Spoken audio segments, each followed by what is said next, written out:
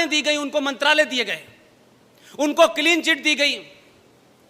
और क्योंकि वो सिंह साहब बार बार कहते हैं, और मैं समझता हूं कि इस देश के मीडिया ने कुछ लोगों को जबान दी है, धन्यवाद करना चाहिए इस देश में RSN सिंह, GD बख्शी, सुशील पंडित जैसे लोगों का, जो टेलीविजन पे खुलेआम कहते हैं कि यह मुमकिन नहीं है कि भाई अंग्रेज आए थे, ईस्ट इंडिया कंपनी आई थी, ये गुलाम हो गया देश। समझ में आता था, हम तो पहले से गुलाम थे, हमारी हालत तो बहुत कमजोर थी।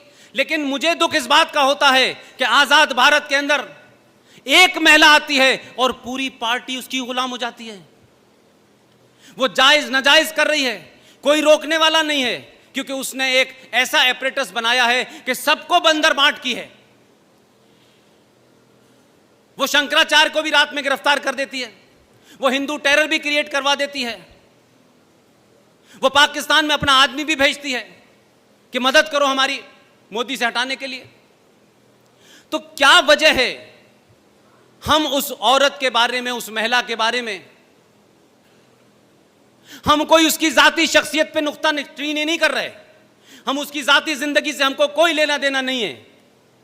लेकिन क्या इस देश ने पूछा, ये वो देश है कि अगर एक घटना गाजियाबाद में हो जाती है तो पूरी पूरी सरकारों को कटघरे में खड़ा कर दिया जाता है, पूरा समाज अपोलोजिस्टिक हो जाता है, बैकफुट पे चला जाता है। लेकिन क्या आप किसी ने पूछा ये बात कि क्या ये कोइंसिडेंस है कि एक महिला इस देश में जब आती है तो कुछ दिनों बाद सास मार दी जाती है, देवर मार दिया जाता है, और तो और अपनी बेटी की शादी जिस शख्स से करती है, वो अच्छा भला बर्तन बना रहा था आपके पड़ोस में मुरादाबाद में, उसके खानदान में सब ठीक चल रहा था, उसके पिता की कमरे में लाश मिलती है, भाई होटल में मरा पाया जाता है, बहन एक्सीडेंट में मारी जाती है। क्या देश इसको नहीं पूछेगा कि ये कैसे मर रहे हैं भाई? नहीं पूछा किसी ने। उसी के दौर में आप सोचिए कि हिंदुस्तान के दो बड़े कद्दावर लीडर, उनकी पार्टी क्या है नहीं क्या है वो मेरा विषय नहीं है, वो देश के लोग थे, इस पार्टी में चले गए उस पार्टी में चले गए और आना जाना लगा रहता है।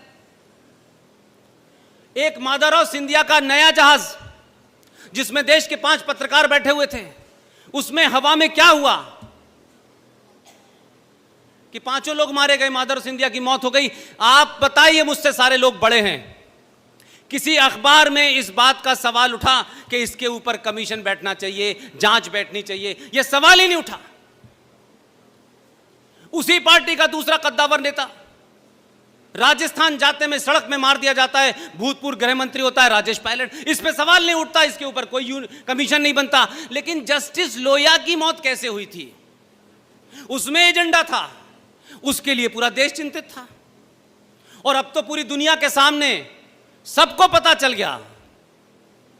आप ही के बीच में से लोग उठे और उन्होंने कहा कि ये जो थ्योरी चल रही है, इस थ्योरी के अलावा भी एक थ्योरी है, उस थ्योरी को कनेक्ट किया और कनेक्ट करके एक किताब लिख दी।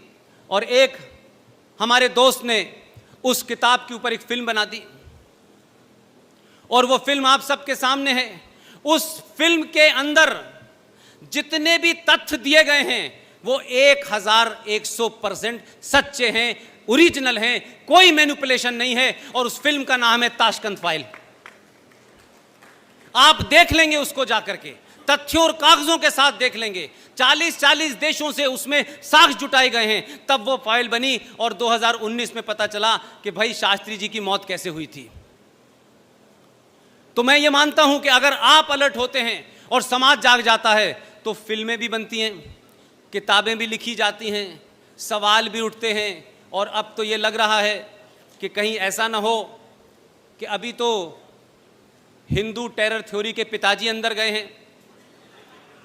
मैं अभी सिंह साहब से 3 दिन से कह रहा हूं कि हिंदू टेरर थ्योरी के पिताजी तो किन्हीं और कारणों से गए हैं, वो भी मामला आएगा, वो अलग बात है। लेकिन चचा दिग्गी सुनाई नहीं दे रहे आजकल कहीं, उनका कोई बयान नजर नहीं आ रहा, वो कहीं किसी महफिल में किताब का रिबन काट नहीं रहे, किसका रिबन काट रहे हैं ये पता ही नहीं चल रहा। तो सवाल यह है कि जब सत्ता के पीछे शक्ति के साथ उसका समाज खड़ा होता है तो 370 भी हटता है, चिदम्बरम अंदर भी जाता है, और थोड़े दिन की बात और है, आज 28 तारीख है, 30 तारीख को अखबार के घोटाले में जो बेल पर हैं उन पे भी कार्रवाई शुरू होने वाली है। तो ये मत समझिए कि आप जो गलती पिछले कई सालों से कर रहे थे कि आपको तो वोट देना है, किसी को दे दो भाई, हमें क्या फर्क पड़ता है, इनको आना है उनको आना है, लेकिन पहली बार आपको भी एहसास कर दिया कि उनको नहीं आना, इन्हीं को आना है। आप अपनी इस ताकत को बनाए रखिए, और मैं जो देख पा रहा हूं, मेरे सीनियर जो देख पा रहे हैं, आप अपनी सनातन संस्कृति को प्राप्त करेंगे, उसकी शुरुआत हुई है। लिहाजा इसके साथ साथ आपको अपने अंदर, अपने गिरेबान में झांकना पड़ेगा। ये वो लम्हे हैं कि जिस लम्हों में अगर आप कोई खता करेंगे तो 1000 साल के बाद तक नजर नहीं आएंगे, आप कहीं पता नहीं चलेगा, क्योंकि अब तक लोगों ने आपको, आपके इस पुरुषार्थ को, इस ताकत को समझा ही नहीं था। अब वो समझ गए हैं, वो दूसरी तैयारी करेंगे। आप ये ध्यान रखिएगा कि अगर किसी कारण से भी अपनों से गलती, हमारे लिए गलती, हमारा ये नहीं हुआ, उसका ये नहीं हुआ, ये स्थिति इस देश में 500 साल तक बना के रखनी है कि इसके अलावा, इस सोच के अलावा लोग सत्ता पे न बैठें। 2 घटनाओं का जिक्र करके मैं अपनी बात को आगे बढ़ाना चाहता हूं। बोर हो रहे हो तो बता दीजिएगा।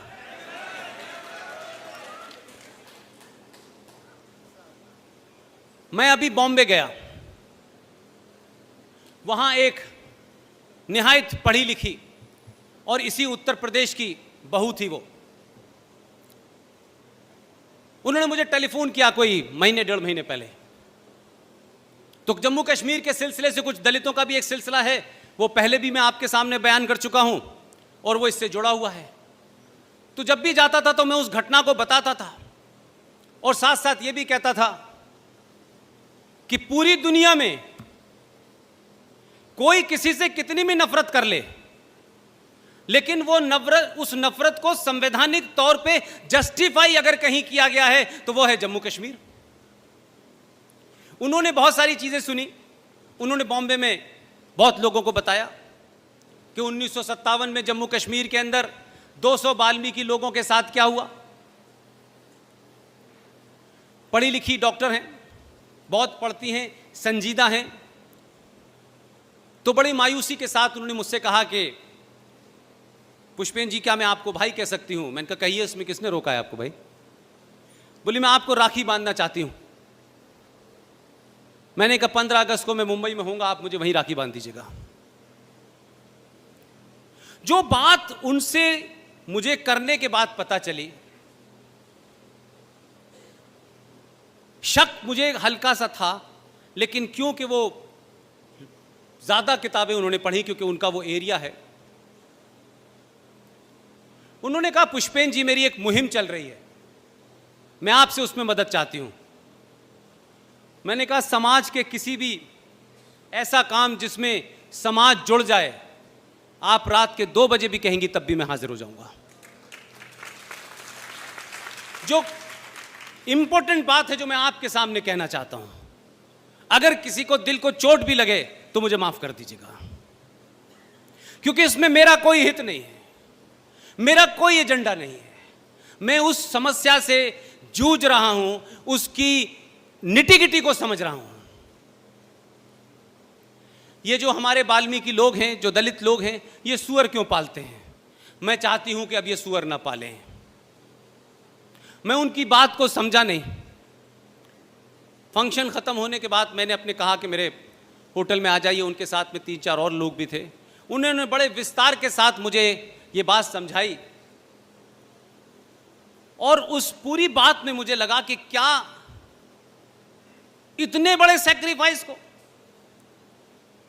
इतने बड़े एक ऐसे समय में जब आप खुद खतरे में हो, आपका समाज खतरे में हो, आप उससे समझौता करने की जगह आप उससे लड़ने की डिवाइस निकालते हैं। यह बहुत कम होता है। यह बात अलग है कि जो अब्दुल्ला हैं कश्मीर में,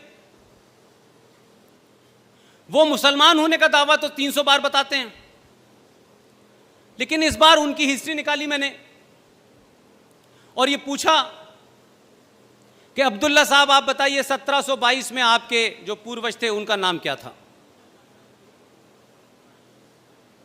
अब उन्हें पता है, ये बात अलग है कि पब्लिकली नहीं बताते। ये अब्दुल्ला फ्रॉड, इसके पूर्वजों का नाम 1722 से अगर निकालें आप तो उनका नाम था राघो राम। अब जिन लोगों ने 2 रुपए किलो चावल और तलवार के जोर पे अपना धर्म बदल लिया, अपना नाम बदल लिया, वो किनको प्रताड़ना दे रहे थे, इस रेफरेंस में ये बात कहना चाहता हूं। तो पता ये चला कि ये जो दलित समाज है आखिर ये सुअरी क्यों पालता है। ये तो हिंदू लार्जर फैमिली का हिस्सा था, लेकिन क्योंकि उस दौर में, उस दौर की बात बता रहा हूं, उस दौर में इनकी महिलाएं बहुत खूबसूरत होती थीं और उसका जीता जाता प्रमाण यह है कि उन्होंने कहा कि उस वक्त यह रिवाज था कि जो भी बहू आएगी गांव में वो शुरू के 3 दिन तक शेख साहब के घर पे रहेगी और यह सिलसिला चलता रहा। उनसे होने वाली जो संतानें हैं उस दौर में, उन संतानों के बारे में आप महाराष्ट्र जाइए, डॉक्टर रेखा बंडवाल से मिलिए, आज भी वो संतानें शेख दलित के नाम से जानी जाती हैं। उस वक्त इन तमाम दलितों ने क्या किया, ये ताकतवर नहीं थे, लड़ने की क्षमता नहीं थी, समाज के बड़े वर्ग ने उनको अलग थलग कर दिया था। इन्होंने कहा कि हमारी बहू बेटी शेख साहब आपकी 3 दिन के लिए दुल्हन तो बनेगी, लेकिन क्या हमें यह इजाजत है, क्या हम ये आप इसकी हमें छूट दे सकते हैं कि जो हमारे कुल देवता हैं उसकी हम पूजा करने के बाद इसको हम आपके सुपुर्द कर देंगे।